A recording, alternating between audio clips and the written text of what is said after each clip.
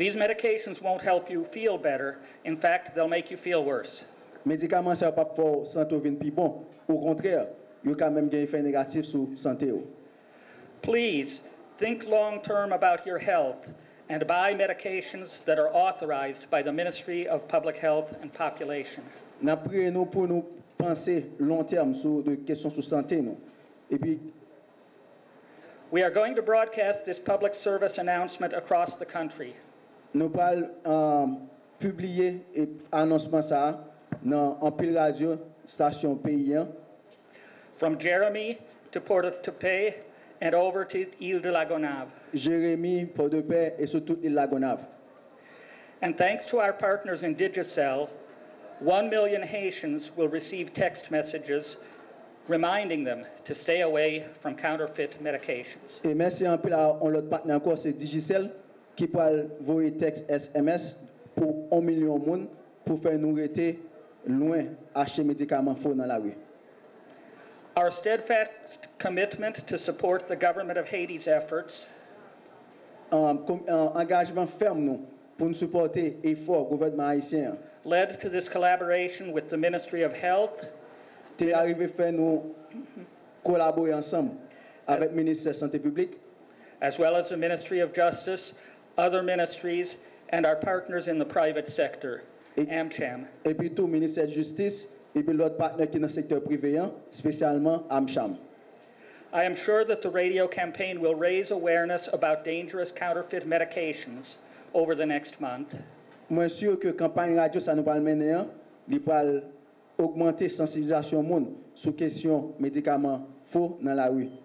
And I urge everyone to take their health seriously and purchase reliable medications. Et me conseille tout le monde pour prendre question santé au sérieux et puis acheter médicaments dans pharmacie qui est autorisée. La Chambre de commerce américaine en Haïti, AmCham, tient à remercier particulièrement le ministère de la Santé publique de l'associer à une activité qui vraiment va dans le sens du bien de la population. AmCham, c'est Chambre de commerce américaine et objectif, nous, c'est facilitation des échanges commerciaux entre les États-Unis d'Amérique et les pays du reste du monde. L'un des objectifs, nous, c'est la protection de la propriété intellectuelle, c'est-à-dire respect des droits d'auteur et le développement de l'état de droit. C'est certain que nous très préoccupés par des ordres qu'a fait dans la rue, côté que il y a des médicaments soi-disant copiés, qui ne pas respecter les règles d'hygiène, qui ne pas respecter les règles chimiques, et qui exposaient la population qui, pour des raisons économiques, acheter médicaments ça, sans pas même connaître si les médicaments prennent vraiment un bon traitement.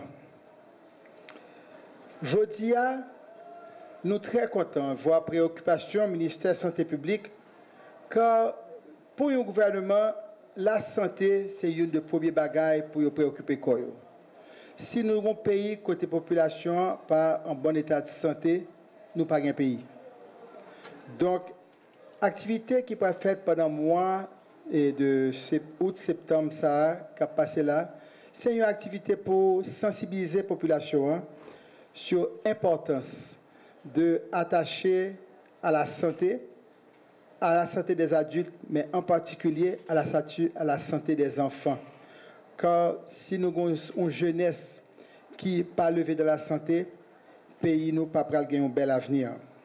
L'accès à des médicaments de qualité préalablement sélectionnés, ensuite utilisés de manière rationnelle, conditionne le bon fonctionnement des systèmes de santé pour le bien-être individuel et la performance économique. Le médicament n'est pas un bien de consommation courant comme la nourriture ou les vêtements, sachant que le pronostic vital du consommateur en dépend.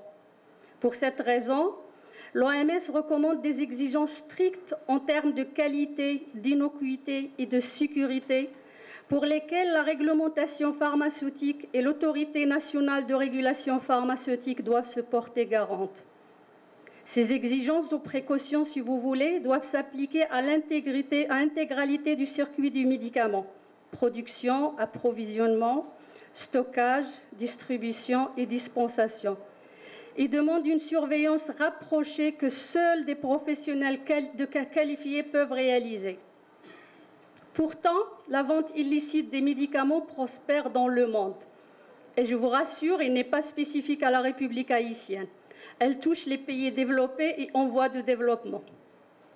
Toutefois, si dans les pays du Nord où la réglementation pharmaceutique est très développée et appliquée, cette vente se passe surtout sur Internet, profitant du manque de contrôle dans ce nouveau domaine.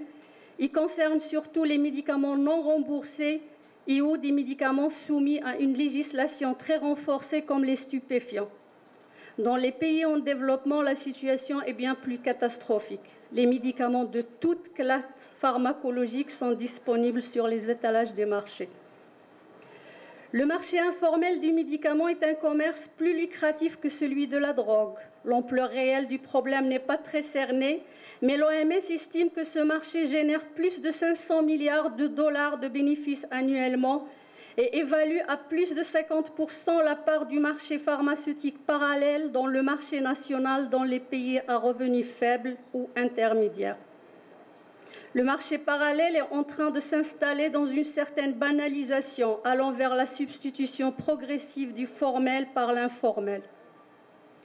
Et selon l'OMS, les points vulnérables pour ce fléau sont d'abord le manque ou la faiblesse de régulation du système pharmaceutique, qui favorise l'émergence opportuniste d'une concurrence déloyale et des mauvaises pratiques d'approvisionnement en interne, ainsi que la perméabilité des frontières à des chaînes d'approvisionnement non régulées en externe.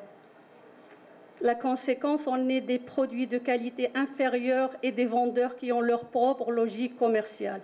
L'Association des pharmaciens d'Haïti est aussi très sensible à l'entrée en scène de la Chambre de commerce haïtiano-américaine dans un domaine qui, jusqu'à date, laissait les associations patronales dans une désolante indifférence en dépit des dangers permanents auxquels s'exposait la population haïtienne.